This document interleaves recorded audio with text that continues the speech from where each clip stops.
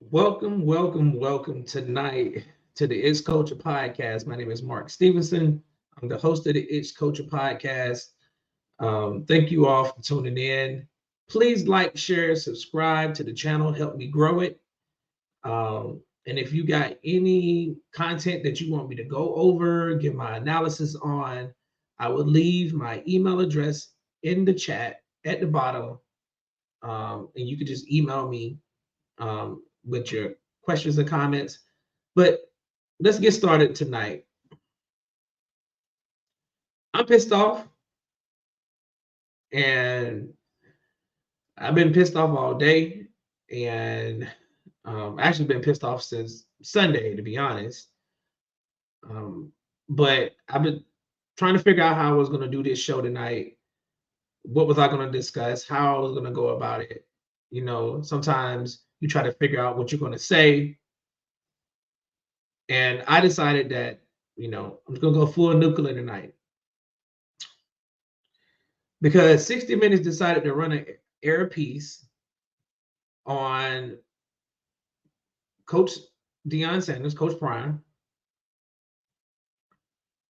where they tried to bait him into a conversation to denigrate and try to destroy the city of Jackson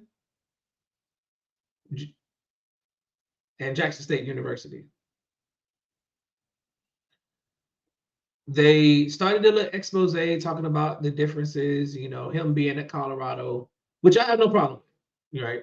Like I'm not a Prime hater. I'm actually a Prime fan. I like Deion. I think he's very marketable.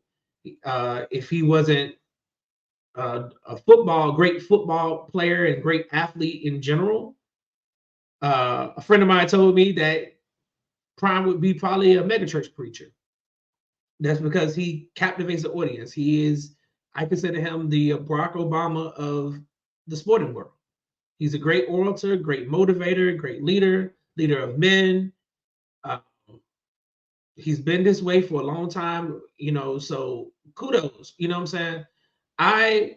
And even with the situation with Jackson, with him leaving to go to Colorado, I didn't take issue with that. I would never take issue with any person who leaves one situation to elevate themselves. We all do it in our careers. Um, I've lived all around the country for different assignments and things like that, and left jobs to go to other jobs and for better opportunities. I get all of that. Get your money. I get all of that. Here's my issue is if you're going to leave, don't do it and denigrate the great Black people of Jackson, Mississippi. Now, I'm not blaming Prime for this because we already know how this white media is. They try their best, and they even said it in the 60-minute clip. I'm not going to show all of it because it's I don't want to get a copyright strike, but I'm going to show some clips of it so you can hear some of the things. Because they tried to bait and switch him into doing that and tried to get him to. It seemed like the person who was interviewing the interviewer had an agenda, and that agenda was to destroy the city of Jackson because it's 83% Black and make it seem like it's poverty stricken and that he left this podunk town that has no tradition, no history, and went to the bright lights of Boulder, Colorado, for safety, security, and financial, I guess, better finances. And if you know anything about the city of Jackson, the state of Mississippi as a whole, its politics, then this conversation should have never happened, full stop. Because what Jackson is suffering from has absolutely nothing to do with football. Football is part of it because it's part of Jackson State University in itself, but it's just a small microcosm of a bigger issue. And this issue has been going on and continues to go on. It has been this way when it comes to 1890 land grant institutions and this U.S. government and these state governments. Whereas there has been a systemic, racially motivated bias and the complete underfunding of HBCUs as a general, in general, pardon me, in general, by our U.S. government and these state governments to deprive them of the resources necessary for them to be institutions of higher learning of the utmost. It is to destroy HBCUs. They don't care about HBCUs. They don't care about Black students. They don't care, right? We are seen, and I want y'all to understand this, Black people, we are only seen in this country as the help. This is a system of white supremacy that we live under. Doesn't matter if we're in politics, system of white supremacy. We're the help. We're the court justice. We're the entertainers, the athletes. They'll cheer for us. They'll root for us as long as we're doing their bidding for them. We're nothing more than gladiators in the Coliseum, and they're nothing but spectators clapping. They don't want to see Black excellence. They don't want to talk about Black excellence. They want to show the most degenerate and denigrating part of our culture that everybody has in their culture. But they highlight this mainly because they want to make everything racial, even though they make it seem like we are the ones making everything racial. We have only been the beneficiaries of white supremacy. And we have thrived in this system despite all the loopholes, despite all the obstacles, despite the underfunding, despite the systematic stripping of resources and the allocation of those resources. They have done this. Tennessee State University, underfunded, $2 billion. Over 50 years of the state of Tennessee purposely and willfully withholding funds that were allocated to the university. And the same thing is going on in Mississippi with Jackson State, Alcorn, and Mississippi Valley State. Probably going on with Tougaloo too. And yet and still, we allow ourselves to keep placating to these narratives and allow these things to show up. Now, in the 60 Minutes clip, they decided that they were going to show nothing but poverty-stricken and rotten houses, broke down houses, that you can go to any city in America, you can go to any place that has had a systematic extraction of resources.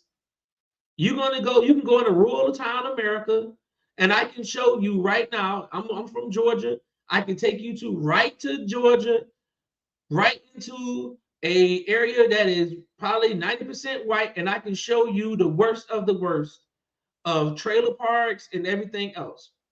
But then again, I can take you to Atlanta, Augusta, Macon, and show you Black people who are thriving. So if I only show you the bad and you don't pay attention, you know nothing about Jackson, Mississippi at all, I'm going to show you the worst of them. And then I'm going to go compare that to the white, the best of the white in Boulder. And now, most people probably never been stepped foot in Jackson, Mississippi. You probably have never thought about going to Jackson, Mississippi. And you probably never thought about going to Boulder, Colorado. But after watching 60 Minutes, you will probably make the conclusion that Jackson ain't a place that you want to go to. And that's a problem for me, because we allow ourselves to be proxies for white supremacy. We allow ourselves to be proxies for white supremacy for a check. For a check. And instead of shutting it all down, Deion let it air. And that to me really, really made me mad. Because I was like, you could have shut this down, man. I'm pretty sure you saw it before they did the edits, the cuts, and all this. You probably saw the final product before they published it. And you were like, yeah, go ahead and go. I doubt that Deion, knowing Deion Sanders, from afar, I don't know him personally, but he comes off as a person that's going to control the narrative where he wants to, and he's going to tell it like it is, how he wants to. And it's going to be unequivocally what he says. He's not going to allow a spin job. So for him to allow this to happen, it was a new low, man. This was a new low for me. So we're going to get into this clip. And I want y'all to hear what they say. This is fair use, fair use. Hopefully y'all don't strike down my thing, but this is fair use, fair use, fair use. So here we go. We tried to press Sanders on the circumstances surrounding his abandoning the mission at Jackson State. He's hinted the school's lack of forward thinking may have factored in his decision. But lack of forward thinking. Lack of forward thinking. I want y'all to pay attention to that. He told them the reason he left Jackson State was the lack of forward thinking. This is the first time I've heard this. Moving on. But on this topic, he was about as elusive as he was returning punts for touchdowns in the NFL. What did you tell those kids when you left? Opportunity. Call sooner or later in life, there will be opportunity that knocks at your door. And at this juncture in my life, I felt like the opportunity for not only me, but for my kids as well. So with that, he said that he left because there was an opportunity for him and his kids. Opportunity for him and his kids.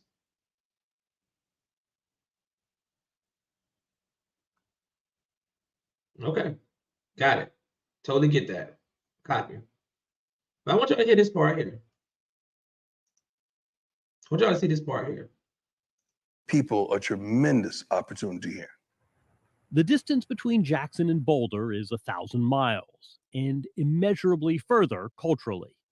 Sanders went from a city that is 83% black to one that is 1% black.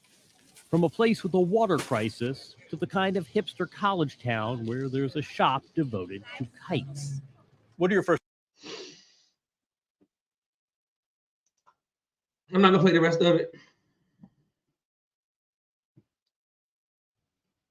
That part pissed me off. They show the worst part of Jackson. They showed this.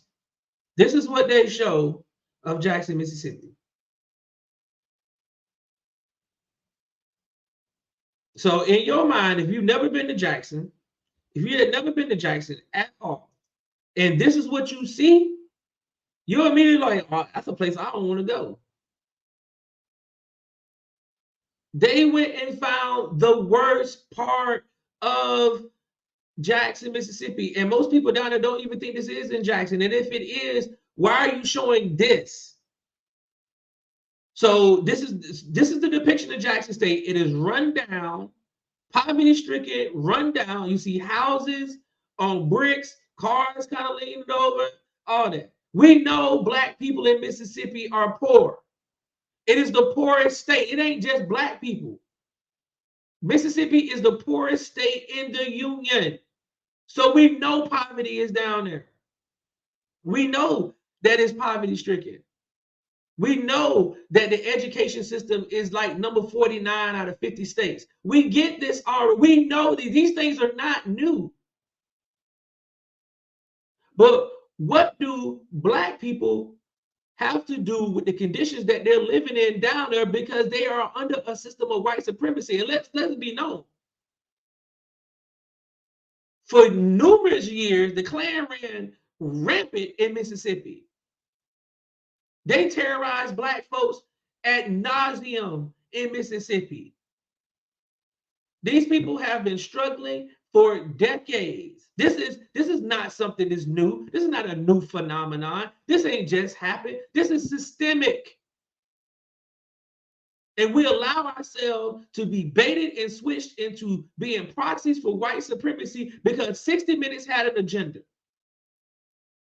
Because if we're being perfectly honest, they didn't have to mention Jackson State at all. At all. This whole expose could have been about Deion Sanders and his impact in Colorado. That's what it should have been focused on.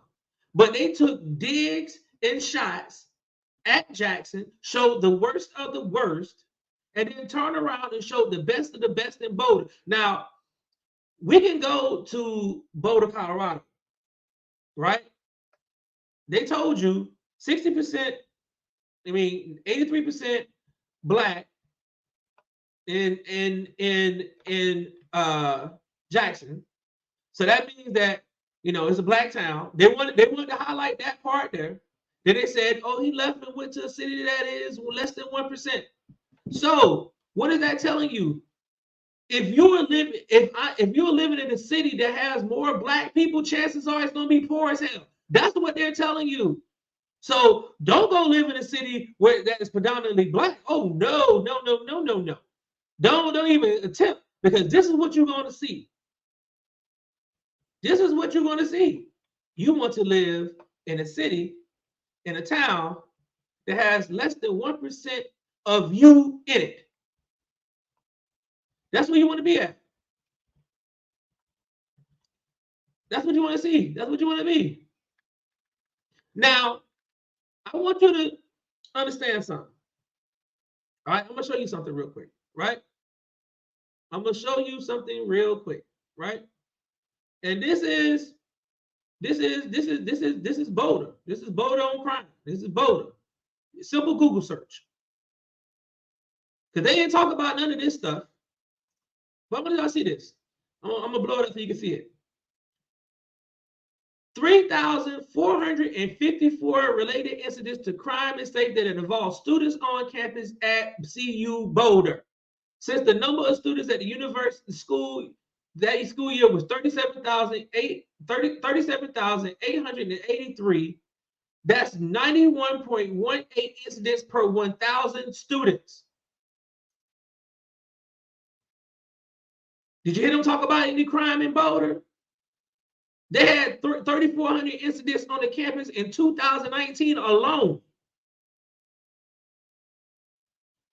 with a student body population of almost 40,000. Almost 1 out of every 1,000 students, there was an incident that happened. No, sorry. Not 91 out of 10. So that's like 90%. Almost. Nah, my math is all wrong. It's all wrong. Don't quote me on that. I'm all wrong with my math. But 91.1 incidents per. So it's like 9%, right? It's about 9%. That's what we'll say, that 9%, because it'll be 9 over 100. So 9%. A little over 9% crime on campus in 2019 alone. They didn't talk about that at all. Why? Because that wasn't the narrative. That wasn't what they wanted to push. They wanted to push the idea that nothing is going on in Boulder and that Jackson, Mississippi is the worst of the worst. And we allow ourselves to continue to be proxy for white supremacy when we do this. Should have. As soon as they brought up Jackson, should have said, I don't want to talk about it. But he knew, because I'm pretty sure the writers told him what the content of how the thing was going to go. You're in journalism, right? For all y'all who are journalists, you know that there are questions that you give to the person that you're going to interview prior to so they can prep. And most times, if they don't like the questions, they'll tell you which ones they ain't going to answer. So don't even ask them. So you'll strike those questions out and you'll go with the ones that they want. It happens in politics. We see it happen in debates with politics. With those, we saw that Donna Brazile had given Hillary Clinton that the questions that they were going to ask on the debate. We see this already. And I don't understand why we would allow ourselves to continue to go down this path to make our people look like we are less than. Jackson got his own problems. It sure does. Did they have a water crisis? Yes. Did the city and the governor get into it? Yes. Tate Reeves is a horrible dude. He is horrible because he allowed Brett Favre to steal money from the Mississippi TANF Fund to fund a project at Southern Mississippi University, which is the PWI, to build them a volleyball arena using welfare funds that could have went to families that were impoverished. They're taking money that has been allotted from the USDA for TANF and food stamps, and they gave the money, reallocated those same money, and gave it to Brett Favre so he could make an investment in Southern Mississippi University. This is the stuff that's going on down there in Mississippi. The water crisis. Jackson ain't the only city in America with a water crisis. Flint still don't have clean water. Denmark, South Carolina doesn't have clean water. Newark, New Jersey doesn't have clean water. I could go on and on about cities that don't have clean water.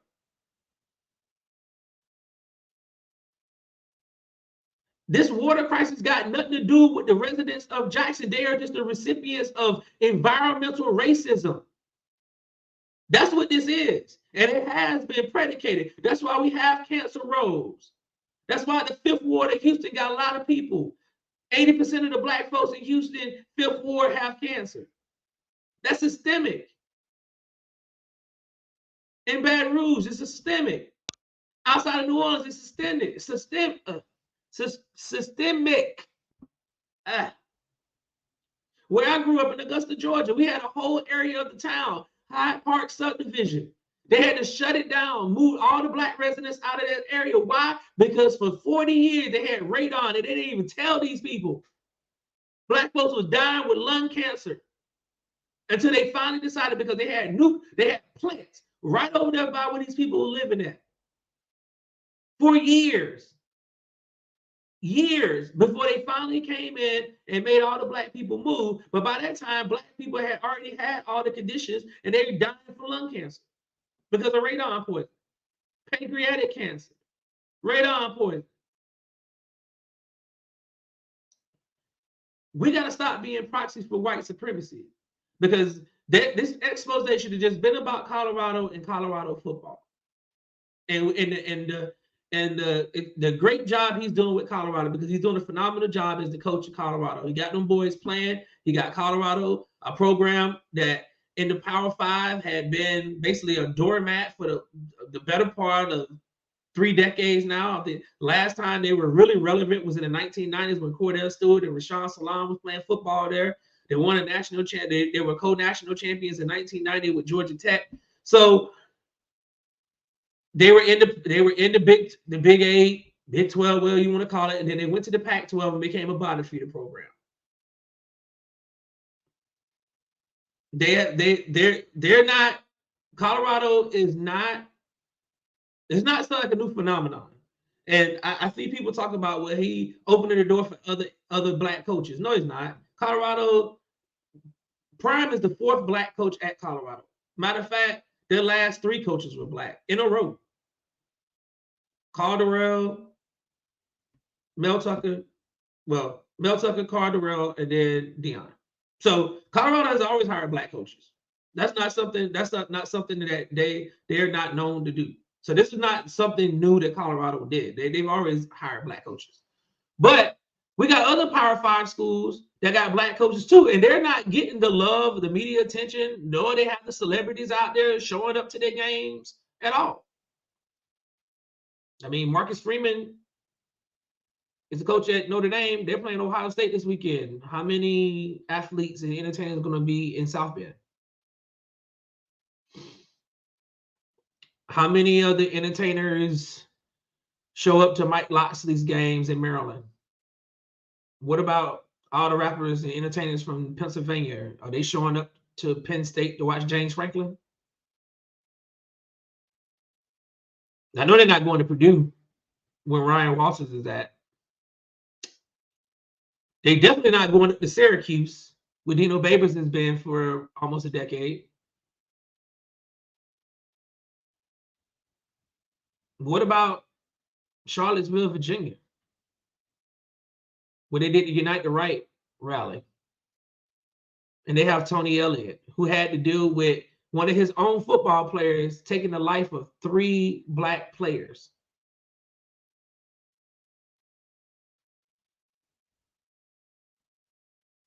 Where's the love? Where's the support? Did people show up? Did they do a benefits concert? Did they go try to do some healing? The man lost 3. The man lost 3 players. Those families had to bury their kids after they played a football game. They got killed after playing a football game. Canceled the rest of their season. They're just getting back on the field. Anybody show love to Tony Elliott and what he has to deal with right now? Trying to rebuild a program that has really trauma? No, not one celebrity, not one entertainer, nobody, not the media, nothing. They covered it and they left it alone. Left it alone. So I just don't like to see stuff like this.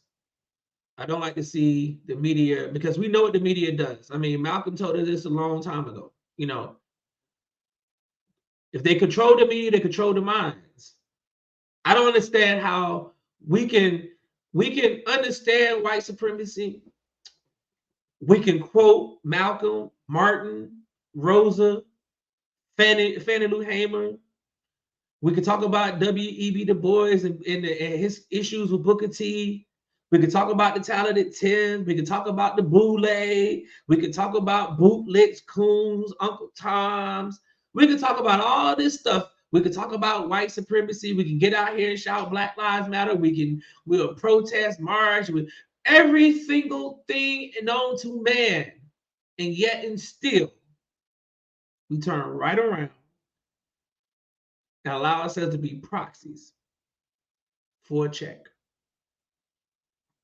Might well be step and fetch it. Yes, master. Because, needless man,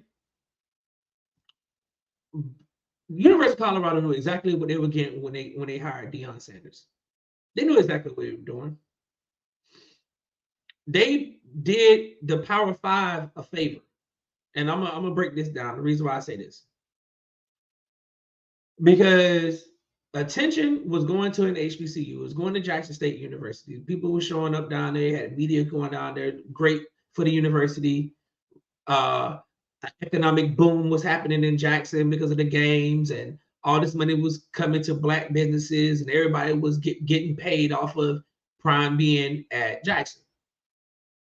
Let's call it what it is. He's a brand. He brought those resources to a town that was 83% Black. And then a white school said, you know what? We really don't have the money, but can we entice him to leave? Why? Because they started writing on the wall. 1 5-star recruit turns into 2 5-star recruits, turns into 4 5-star recruits. Turns into 25 stars, turns into 54 stars. And now you have a team, an HBCU football team, that can go compete with the likes of Alabama, Georgia, LSU. And we're right in the backyard. While they out front, we're in the backyard. But we got the talent too. They can't have that. The last thing that predominantly white institutions can have is Black athletes refusing to play at their schools anymore and reverting back to the schools that made us great in the first place. That is the last thing they can do. Why? Because they all got the media deals.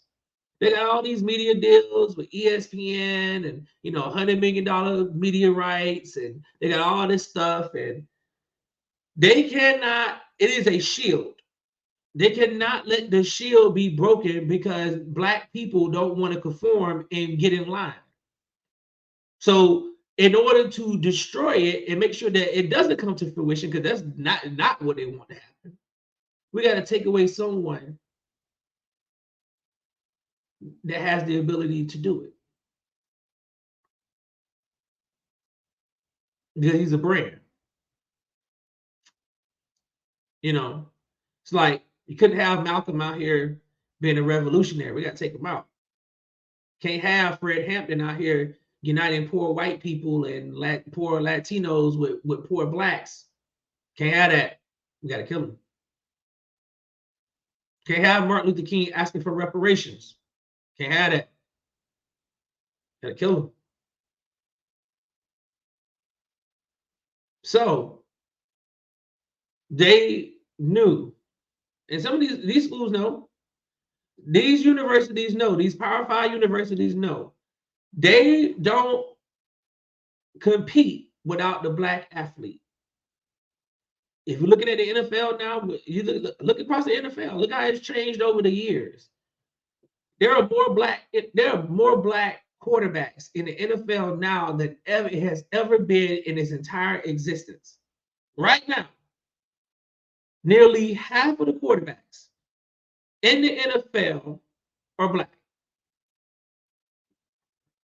You're looking at Seattle, Denver, Arizona, Houston, Atlanta, Philly,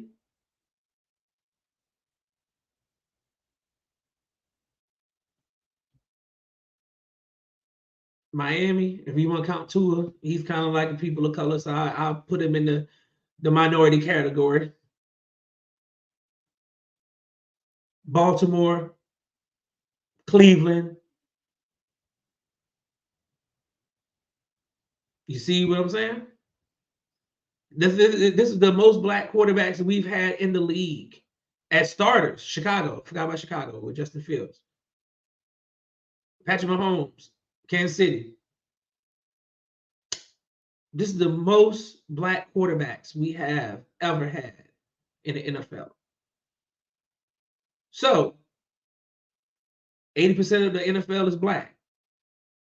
If you look at the Power 5 schools, look at their rosters. The top programs, University of Georgia, look at their roster. It's about 90% Black. Alabama, about 90% Black. LSU, about 90% Black. Ohio State has had a history of playing Black quarterbacks. This is the first year they've had a white quarterback start for them since, I think, Kirk Herbstreit or even Craig Krenzel. And that was like the late 90s.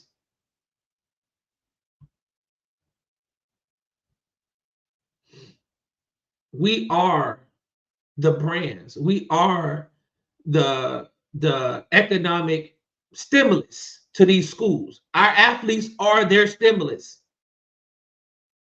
Because make no mistake about it, who's watching an all-white football team play football? That wouldn't get no media.